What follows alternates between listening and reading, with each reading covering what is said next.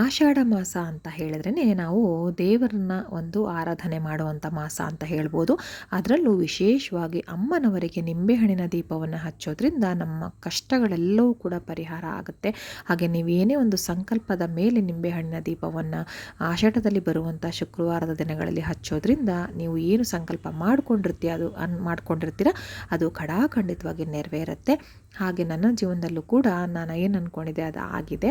ಹಾಗಾಗಿ ನಾನು ಈ ಸರಿನೂ ಕೂಡ ಹಚ್ತಾ ಇದ್ದೀನಿ. ಹಾಗೆ ನಿಂಬೆಹಣ್ಣು ದೀಪವನ್ನು ಹಚ್ಚುವಾಗ ಕೆಲವೊಂದು ಕೆಲಸಗಳನ್ನು ನಾವು ಮಾಡಬಾರ್ದು, ಹಾಗೆ ಕೆಲವೊಂದನ್ನು ಮಾಡಬೇಕು. ಯಾವುದು ಮಾಡಬೇಕು ಮಾಡಬಾರ್ದು ಅನ್ನೋದೆಲ್ಲ ನನ್ನನ್ನು ಹಿಂದಿನ ವೀಡಿಯೋದಲ್ಲಿ ಹಾಕಿದ್ದೀನಿ. ಆಸಕ್ತಿ ಇರುವಂಥವ್ರು ದಯವಿಟ್ಟು ಚೆಕ್ ಮಾಡಿ. ಇನ್ನು ಈ ವಿಡಿಯೋದಲ್ಲಿ ನಿಂಬೆಹಣ್ಣಿನ ದೀಪವನ್ನು ಹೇಗೆ ತಯಾರಿ ಮಾಡ್ಕೊಂಡು ಹೋಗಿ ಹಚ್ಚಬೇಕು ಅನ್ನೋದನ್ನು ತೋರಿಸ್ತೀನಿ. ಬನ್ನಿ ವಿಡಿಯೋನ ನೋಡೋಣ.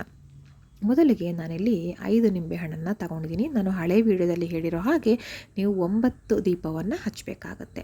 ಸೊ ನೋಡಿ, ಅದಕ್ಕೆ ನಾನಿಲ್ಲಿ ಒಂದು ಹಾಳೆಯ ತಟ್ಟೆಯನ್ನು ತಗೊಂಡಿದ್ದೀನಿ, ಅಥವಾ ನೀವು ಯಾವ್ದಾದ್ರು ಮನೇಲಿರೋ ತಟ್ಟೆನ ತೊಗೊಂಡು ಹೋಗ್ಬೋದು. ಬಟ್ ಅದನ್ನು ಹಾಗೆ ಇಟ್ಟು ಬರೋದಕ್ಕೆ ಸರಿ ಅನಿಸಲ್ಲ.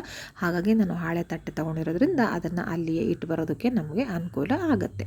ಸೊ ನೋಡಿ, ಈ ರೀತಿ ನಿಂಬೆಹಣ್ಣನ್ನು ನಾನು ತೊಳೆದು ನೀಟ್ ಮಾಡಿ ಇಟ್ಕೊಂಡಿದ್ದೀನಿ. ಅದನ್ನೆಲ್ಲ ಈಗ ನಾನು ಕಟ್ ಮಾಡ್ತಾ ಬರ್ತೀನಿ.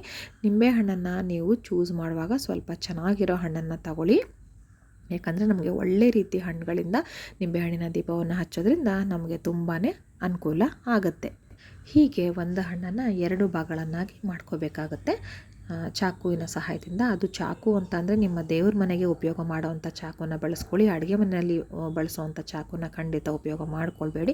ಇಲ್ಲ ಅಂತ ಹೇಳಿದ್ರೆ ಒಂದು ಹೊಸದಾಗಿ ತಂದು ದೇವ್ರ ಮನೆಗೆ ಅಂತಲೇ ಇಟ್ಕೊಳ್ಳಿ. ನೀವು ಹೂವನ್ನ ಕಟ್ ಮಾಡೋದಕ್ಕೆ ಅಥವಾ ಬೇರೆ ಏನೋ ಒಂದು ವಸ್ತುಗಳನ್ನು ಕಟ್ ಮಾಡೋದಕ್ಕೆ ದೇವ್ರ ಮನೆಯಲ್ಲಿ ನಿಮಗೆ ಉಪಯೋಗ ಆಗುತ್ತೆ. ನೋಡಿ, ಈ ರೀತಿ ಎಲ್ಲವನ್ನು ಕಟ್ ಮಾಡಿ ಇಟ್ಕೊಳ್ತಾ ಇದ್ದೀನಿ. ಸೊ ಒಂದು ಪೀಸಲ್ಲಿ ಎಕ್ಸ್ಟ್ರಾ ಬಂದಿರುತ್ತೆ, ಯಾಕಂದರೆ 9 ಹಚ್ಚೋದ್ರಿಂದ 5 ಹಣ್ಣಿಂದ 10 ಹೋಳುಗಳು ಬರುತ್ತೆ. ಒಂದು ನಾನಿಲ್ಲಿ ಎಕ್ಸ್ಟ್ರಾ ಇಟ್ಟಿರ್ತೀನಿ. ಒಂದು ಹಣ್ಣು ಎಕ್ಸ್ಟ್ರಾ ತಂದಿಟ್ಕೊಂಡ್ರೆ ಒಳ್ಳೆಯದು. ಸೊ ಈಗ ನಾನಿಲ್ಲಿ ಒಂದು ಬೌಲ್ಗೆ ನಾನಿಲ್ಲಿ ನಿಂಬೆಹಣ್ಣನ್ನು ಹಿಂಡ್ಕೊಳ್ತಾ ಇದ್ದೀನಿ. ಇದನ್ನು ಯಾಕೆ ಸಪ್ರೇಟಾಗಿ ಹಿಂಡ್ಕೊಳ್ತಾ ಇದ್ದೀನಿ ಅಂತ ನಾನಿಲ್ಲಿ ತೋರಿಸ್ತಾ ಇದ್ದೀನಿ. ಹಾಗೆ ನಾನು ಇದೇನು ತಯಾರಿ ಮಾಡ್ಕೊಳ್ತಾ ಇದ್ದೀನಿ ಇದನ್ನೆಲ್ಲವನ್ನು ನಾನು ಮನೆಯಲ್ಲೇ ತಯಾರಿ ಮಾಡ್ಕೊಂಡು ಹೋಗ್ತಾ ಇದ್ದೀನಿ. ಶುದ್ಧವಾಗಿ ಸ್ನಾನವನ್ನು ಮಾಡಿಕೊಂಡು ತೊಳೆದಿರೋ ಬಟ್ಟೆಯನ್ನು ಹಾಕ್ಕೊಂಡು ನಾನು ಎಲ್ಲವನ್ನು ರೆಡಿ ಮಾಡ್ಕೊಳ್ತಾ ಇದ್ದೀನಿ. ದೇವಸ್ಥಾನದಲ್ಲಿ ಹೋಗಿ ಕೂಡ ಮಾಡ್ಬೋದು, ಬಟ್ ಈ ಟೈಮಲ್ಲಿ ತುಂಬಾ ರಶ್ ಇರುತ್ತೆ. ನಮ್ಮ ಥರನೇ ಸಾವಿರಾರು ಜನ ಹಚ್ಚೋಕ್ಕೆ ಬಂದಿರ್ತಾರೆ. ನಾವು ಮಾಡೋದ್ರಿಂದ ಅಲ್ಲಿ ಹೋಗಿ ಕೂತ್ಕೊಂಡು ಅವ್ರಿಗೂ ತೊಂದರೆ ಆಗಬಾರ್ದು, ಬೇಗ ಬೇಗ ಆಗಬೇಕು ಅನ್ನೋ ಕಾರಣಕ್ಕೆ ನಾನು ಮನೆಯಲ್ಲೇ ರೆಡಿ ಮಾಡ್ಕೊಳ್ತೀನಿ. ಈ ರೀತಿ ನಿಂಬೆಹಣ್ಣಿನ ರಸವನ್ನು ಒಂದು ಡಬ್ಬಿನಲ್ಲಿ ಹಾಕ್ಕೊಳ್ಳಿ. ಇದು ಯಾಕೆ ಅಂತ ಹೇಳ್ತೀನಿ ನಾನು ಮುಂದೆ. ಸೊ ನೋಡಿ, ಈ ರೀತಿ ಹಿಂಡಿಕೊಂಡು ಅದನ್ನು ಪೂರ್ತಿ ಆ ಪಲ್ಪೆಲೆ ಏನಿರುತ್ತೆ ಆದಷ್ಟು ರಿಮೂವ್ ಮಾಡಿ ಈ ರೀತಿ ಒಂದು ಒಳಗಡೆ ಹಿಂಗೆ ದೀಪ ಹಚ್ಚಬೇಕಲ್ವ, ಎಣ್ಣೆ ಹಾಕೋದಕ್ಕೆ ನಮ್ಗೆ ಅನುಕೂಲ ಆಗಬೇಕು. ಪಲ್ಪ್ನೆಲ್ಲ ಫುಲ್ಲು ಫೋಲ್ಡ್ ಮಾಡಿ ಈ ರೀತಿ ರೆಡಿ ಮಾಡಿ ಇಟ್ಕೊಳ್ಳಿ. ಹಣ್ಣು ಚೆನ್ನಾಗಿ ಇರಬೇಕು. ಸೊ ನೋಡಿ, ಇದೇ ರೀತಿ ಎಲ್ಲ ಹಣ್ಣನ್ನು ಮಾಡ್ಕೊಳ್ತಾ ಇದ್ದೀನಿ. ಹೀಗೆ ಮಾಡುವಾಗ ಏನಾಯಿತು ಅಂದರೆ ಒಂದು ಹಣ್ಣು ಹಾಳಾಗಿಬಿಟ್ಟಿತ್ತು.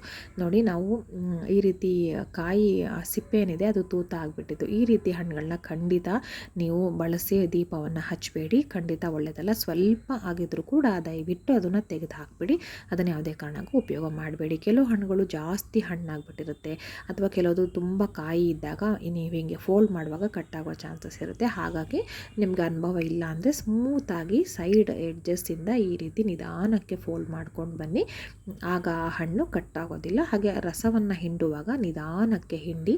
ಹಾಗೆ ನಾನು ಆಗಲೇ ಹೇಳ್ದಂಗೆ ಈ ರಸವನ್ನು ನೀವು ಯಾವುದೇ ಕಾರಣಕ್ಕೂ ನಿಮ್ಮ ಅಡುಗೆಗೆ ಉಪಯೋಗಿಸೋದಾಗಲಿ ಅಥವಾ ಬೇರೆ ಏನಕ್ಕೆ ಉಪಯೋಗಿಸೋದಾಗಲಿ ಖಂಡಿತ ಮಾಡಬೇಡಿ. ಇದನ್ನು ನೀವು ಯಾವ ದೇವಸ್ಥಾನದಲ್ಲಿ ಹಚ್ತೀರಲ್ವ ಅಲ್ಲೇ ತೊಗೊಂಡೋಗಿ ಅಲ್ಲಿ ನಿಂಬೆಹಣ್ಣಿನ ರಸವನ್ನು ಹಾಕೋದಕ್ಕೆ ಜಾಗ ಇರುತ್ತೆ, ಅಲ್ಲಿ ಹಾಕಿ ಬನ್ನಿ. ಅಕಸ್ಮಾತ್ ಇಲ್ಲ ಅಂದರೆ ಸಾಮಾನ್ಯವಾಗಿ ನೋಡಿ ಅಕ್ಕಪಕ್ಕ ಎಲ್ಲರೂ ಹೇಗೆ ಮಾಡ್ತಿರ್ತಾರೆ ಅದೇ ರೀತಿ ಮಾಡಿ. ನಿಮ್ಮ ಉಪಯೋಗಕ್ಕೆ ಖಂಡಿತ ಬಳಸ್ಕೊಳ್ಬೇಡಿ.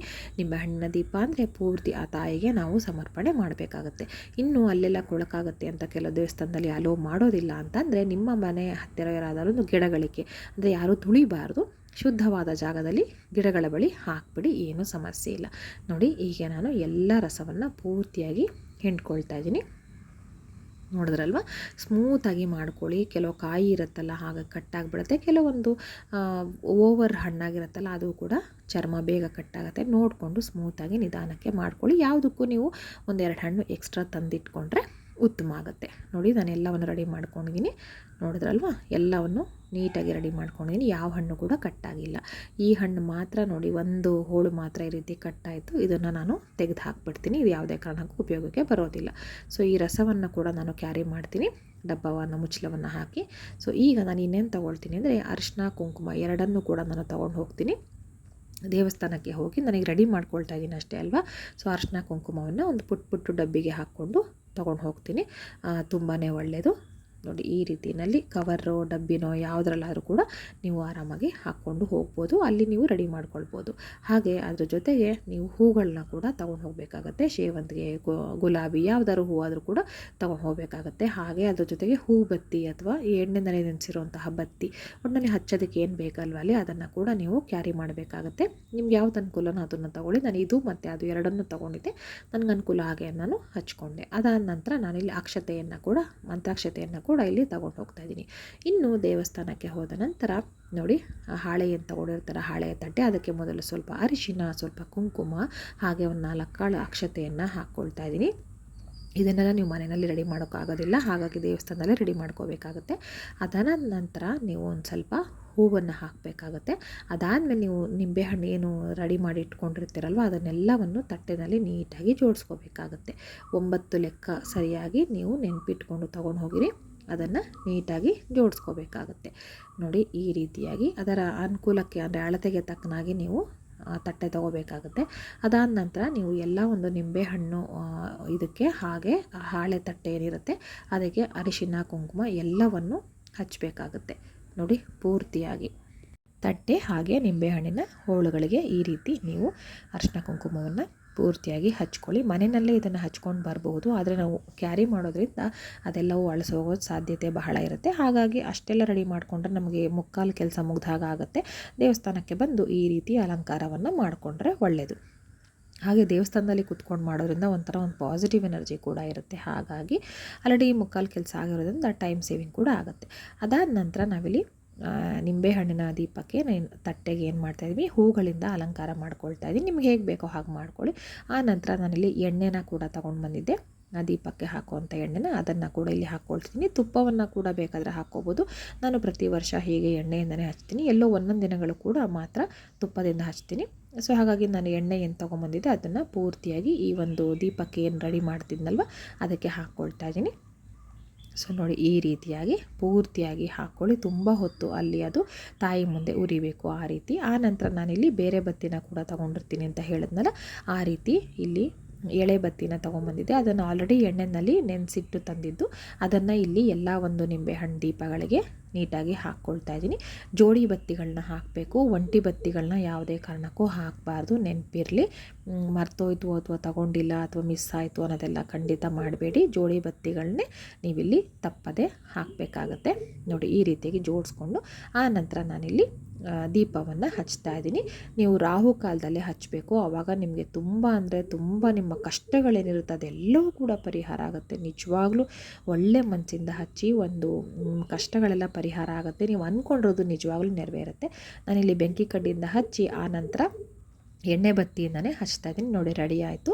ನಾನಿಲ್ಲಿ ದೇವಸ್ಥಾನಕ್ಕೆ ಹೋಗಿದ್ನಲ್ವ ಅಲ್ಲೇ ನಾನು ದೇವರ ಮುಂದೆ ಇದನ್ನು ಆರತಿ ಮಾಡಿದೆ. ತುಂಬ ಅಂದರೆ ತುಂಬ ಖುಷಿಯಾಯಿತು. ನಿಮ್ಮ ಸಂಕಲ್ಪ ಏನಿರುತ್ತೆ ಅದೆಲ್ಲವೂ ಕೂಡ ನೆರವೇರುತ್ತೆ. ಹಾಗಾಗಿ ತಪ್ಪದೆ ಆಷಾಢದಲ್ಲಿ ಬರುವಂತಹ 4 ಶುಕ್ರವಾರ, ಈಗಾಗಲೇ 1 ಶುಕ್ರವಾರ ಆಗಿದೆ, ಇನ್ನು ಉಳಿದಂತಹ 3 ಶುಕ್ರವಾರಗಳು ಈ ರೀತಿ ಮಾಡಿ. ಮನೆಯಲ್ಲಿ ಒಬ್ಬರೇ ಹಚ್ಚಬೇಕು ನಿಂಬೆಹಣ್ಣು ದೀಪನ, ಇಬ್ಬರು ಹಚ್ಚಬಾರ್ದು. ಇದನ್ನು ಆನಂತರ ನೀವು ಆರತಿ ಬೆಳಗ್ಗೆ ಇಡ್ತೀನಿ, ಒಂದು ಕಡೆ ಇಟ್ಟು ಆಮೇಲೆ ಹೂಗಳನ್ನೆಲ್ಲ ತೆಗಿತೀನಿ. ಹೂಗಳು ಸುಡಬಾರ್ದಲ್ವ, ಹಾಗಾಗಿ ಹೂಗಳೆಲ್ಲ ತೆಗೆದು ಆ ನಂತರ ಆರೋಗಿರುತ್ತಲ್ವ, ಯಾಕಂದರೆ ತುಂಬ ಅಂದರೆ ತುಂಬ ಗಾಳಿ ಇರುವಂತಹ ಮಾಸ ಆಷಾಢ ಮಾಸ, ಅದು ಓಪನ್ ಥರ ಬೇರೆ ಇರುತ್ತಲ್ಲ ಏರಿಯಾ, ಹಾಗಾಗಿ ಫುಲ್ಲು ಆರೋಗೋ ಚಾನ್ಸ್ ಇರುತ್ತೆ. ಮತ್ತು ದೀಪವನ್ನೆಲ್ಲ ಹಚ್ಚಿ ನಾನು ನೀಟಾಗಿ ಮಾಡಿ ಇಟ್ಟು ಬಂದೆ. ನೀವೆಲ್ಲರೂ ಕೂಡ ಆಷಾಢ ಮಾಸದಲ್ಲಿ ಶುಕ್ರವಾರದ ದಿನ ರಾಹುಕಾಲದಲ್ಲಿ ದೀಪ ಹಚ್ಚಿ ಎಲ್ರಿಗೂ ಒಳ್ಳೆಯದಾಗಲಿ. ಧನ್ಯವಾದಗಳು.